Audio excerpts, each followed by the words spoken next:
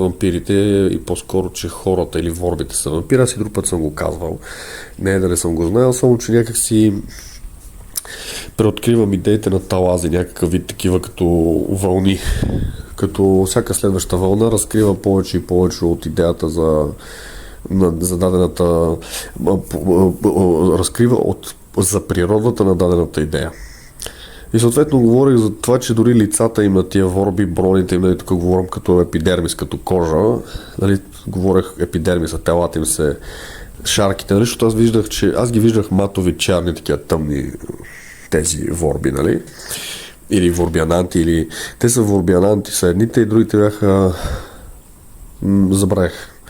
Все едно като ворбианиди и ворбиананти, нали, едните бяха ворб адепт, а другото е, нали, ворб вещица, а другото е ворб слуга, нали, който помага на вещицата, като притежава в тялото си малка част от ворбите, които колкото като компютър или процесор ги направляват или ги държат по някакъв начин подчинени на главния ворб, който е по рождение са свързани, за да може едното докато се развива като дете, другия да го защитава някакъв вид, като пазител му е един вид. Само, че за да не се развие и той като пълноправен ворб, има само малко ядро, частица от себе си, която я носи, колкото пак казвам, да го наставлява, напътства някакъв вид, да го контролира, като инстинкти да му създава. Тоест ти си на акъла, пак си ти, но едновременно с това нервната ти система и психиката ти е подчинена чрез този ворб, като паразит или някакъв вид клетка, някакъв вид тъкан, някакво като предавател вътре в тебе, те кара да те си обуча за това, но те кара, т.е. тези инстинкти да ги следваш. А тези инстинкти са да служиш на адепта, на главния ворб. Само един ворб, едно момче, не само едно, но казвам, че за едно ми е известно, че до такава степен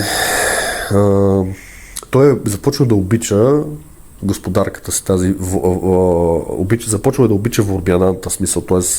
родоначалника, т.е. тази, защото тя е взета от нея някаква ворб тъкан от зъба или от косата или някъде нещо и е имплантирано в него, разбираш ли. И това се е разраснало в тялото му и той е бил отгледан по този начин и се е развил по този начин, но чрез силните му емоции, защото ворб се подхранва от емоциите. Той е компютър, който въпреки, че е машина и компютър, той е някакси, аз съм го казал, нали, живите машини на сармоните и те, точно това имах преди, аз съм го казал така едно в по-общо приятия смисъл, но когато влезнеш в деталите, т.е. от макро на микро ниво, т.е. микро вече детайлите, ти вече можеш да анализираш отделните сегменти на темата и съответно да разбираш повече и повече за тази тема.